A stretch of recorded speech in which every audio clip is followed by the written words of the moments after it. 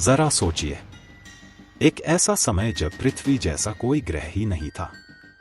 ना आसमान, ना समुद्र, ना जंगल और ना ही कोई जीवन, बस अंधेरा। लेकिन फिर अचानक कुछ ऐसा हुआ जिसने सब बदल दिया। धूल और गैस के कण जो ब्रह्मांड में इधर उधर घूम रहे थे, एक साथ आने लगे, और इन्हीं कणों से हमारा प्यारा ग्रह पृथ्वी जन्म लेने वाली थी। आइए चलते हैं एक रहस्यमय यात्रा पर और जानते हैं कि इस अद्भुत नीले ग्रह का निर्माण कैसे हुआ। यह कहानी आपको समय के उस हिस्से में ले जाएगी जहां से सब शुरू हुआ। आज से लगभग 4.5 अरब साल पहले हमारा सौरमंडल जैसा आज दिखता है वैसा नहीं था। ना कोई सूर्य था, ना कोई ग्रह, सिर्फ एक बड़ा सा गैस और धूल का बादल था। यह बादल पूरे अंतरिक्ष में फैला हुआ था और धीरे धीरे तैर रहा था। सब कुछ शांत था, कोई हलचल नहीं थी। लेकिन फिर कुछ अदृश्य ताकतों ने काम करना शुरू किया और वह ताकत थी गुरुत्वाकर्षण। गुरुत्वाकर्षण ने धीरे धीरे गैस और धूल के कणों को एक साथ खींचना शुरू किया। ये कण आपस में मिलते गए और उनका आकार बढ़ता गया। जैसे जैसे यह प्रक्रिया आगे बढ़ी, बादल के बीच में कुछ खास होने लगा। गुरुत्वाकर्षण की ताकत से गैस और धूल के कण एक जगह पर इकट्ठा होने लगे और उस जगह का तापमान तेजी से बढ़ता गया। इतने अधिक तापमान और दबाव के कारण एक धमाका हुआ और अचानक से सूर्य का जन्म हुआ। सूर्य हमारे सौरमंडल का पहला सितारा बना। उसके प्रकाश और गर्मी ने पूरे ब्रह्मांड को रोशन कर दिया। सूर्य ने अपने गुरुत्वाकर्षण से आसपास के हर चीज को खींच लिया। सूर्य के चारों ओर बचे हुए धूल और गैस के छोटे छोटे कण घूमने लगे। यह वही धूल और गैस थी जिससे आगे चलकर ग्रहों का निर्माण होना था। सूर्य के चारों ओर घूमती ये धूल और गैस के कण एक दूसरे से टकराने लगे। हर टक्कर के साथ वे चिपकते गए और धीरे धीरे बड़े पत्थरों में बदलने लगे।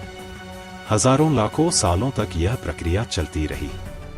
कुछ टक्करें बहुत तेज होती थीं, जिससे बड़े बड़े टुकड़े बनते थे। इन्हीं टुकड़ों में से एक खास टुकड़ा धीरे धीरे आकार लेने लगा। यही था हमारी पृथ्वी का बीज। परंतु इस समय पृथ्वी एक शांत और सुंदर ग्रह नहीं थी। यह एक जलती हुई गर्म चट्टान थी। इसकी सतह पर लावा बह रहा था और यह लगातार अंतरिक्ष से आने वाली उल्काओं की मार झेल रही थी। पृथ्वी की सतह पर उथल पुथल का माहौल था। लावा और विस्फोटों से भरी यह दुनिया किसी भी तरह से रहने योग्य नहीं थी। इसी बीच एक और बड़ी घटना हुई। एक बहुत बड़ा पिंड जो लगभग मंगल ग्रह के आकार का था, पृथ्वी से टकरा गया। यह टक्कर इतनी जोरदार थी कि पृथ्वी का एक बड़ा हिस्सा टूटकर अंतरिक्ष में बिखर गया। लेकिन इस विनाश से कुछ खूबसूरत भी बना। यह बिखरा हुआ मलबा धीरे धीरे पृथ्वी के चारों ओर घूमने लगा और इसी मलबे से चंद्रमा का जन्म हुआ। इस टक्कर ने पृथ्वी को भी स्थिर कर दिया। इस घटना के बाद पृथ्वी की धुरी स्थिर हो गई, जिससे मौसमों का निर्माण हुआ। अब पृथ्वी पर अलग अलग ऋतुएं बनने लगीं, जो जीवन के लिए जरूरी थी। पृथ्वी की शुरुआत में जब इसका निर्माण हो रहा था, यह एक बहुत ही गर्म उबलता हुआ लावा का गोला था। पूरी पृथ्वी की सतह पर लावा बह रहा था और जगह जगह से ज्वालामुखी फट रहे थे। यह समय बहुत ही अशांत और गर्म था। लेकिन समय के साथ धीरे धीरे पृथ्वी ठंडी होने लगी। यह ठंडा होने की प्रक्रिया लाखों सालों तक चलती रही। ठंडी होती पृथ्वी के साथ ज्वालामुखी से निकलने वाली गर्म गैसें और भाप ऊपर उठकर वातावरण में जमा होने लगी। यह भाप, जो मूल रूप से पानी थी, ऊपर जाकर बादलों का रूप लेने लगी। अब पृथ्वी के चारों ओर बड़े बड़े बादल बनने लगे थे।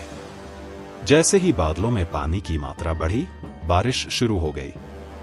लेकिन यह कोई साधारण बारिश नहीं थी जो कुछ दिनों या हफ्तों तक चली हो। यह बारिश लाखों सालों तक लगातार होती रही। यह इतनी लंबी बारिश थी कि इसने पूरी पृथ्वी की सतह को ढक दिया। उस समय की बारिश ने पृथ्वी की ऊबड़ खाबड़ सतह पर पानी इकट्ठा करना शुरू कर दिया।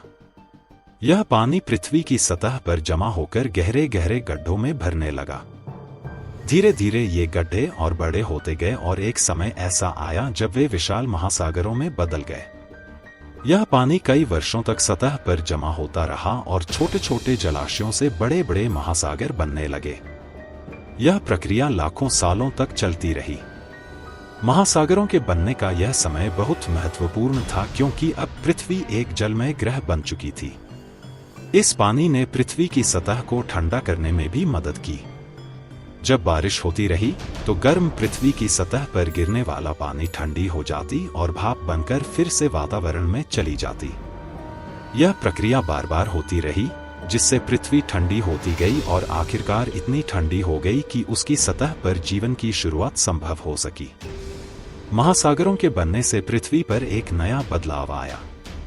पानी की यह विशाल मात्रा न केवल पृथ्वी को ठंडा रखने में सहायक थी, बल्कि इसके अंदर जीवन की शुरुआत का भी आधार बनी।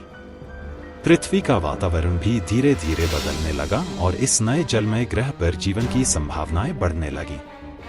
पानी ने पृथ्वी को उसकी पहचान दी और आज जो महासागर हम देखते हैं वे उसी समय की वर्षा और ठंडा होने की प्रक्रिया का परिणाम है। संक्षेप में, पृथ्वी का ठंडा होना और लगातार बारिश होना एक लंबे समय तक चलने वाली प्रक्रिया थी, जिसने हमारी पृथ्वी को एक जलमय ग्रह बना दिया जहां जीवन की शुरुआत संभव हो सकी। पृथ्वी पर महासागर तो बन गए, लेकिन अभी भी जीवन नहीं था। परंतु इस कहानी का सबसे अद्भुत और रहस्यमय हिस्सा यहीं से शुरू होता है। महासागरों की गहराइयों में सूक्ष्म जीवों का जन्म हुआ। ये छोटे छोटे जीव जो हमें आंखों से दिख भी नहीं सकते थे, धीरे धीरे विकसित होने लगे। ये छोटे जीव पृथ्वी पर जीवन की पहली निशानी थे। समय के साथ ये जीव जटिल होते गए और उनसे पौधे, जानवर और आखिरकार इंसान तक का विकास हुआ। पृथ्वी, जो कभी एक जलती हुई चट्टान थी, अब जीवन से भरी हुई थी।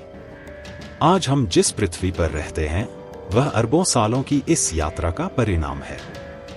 यह ग्रह आग, पानी, हवा और ब्रह्मांडीय ताकतों के मिले-जुले प्रयास से बना है।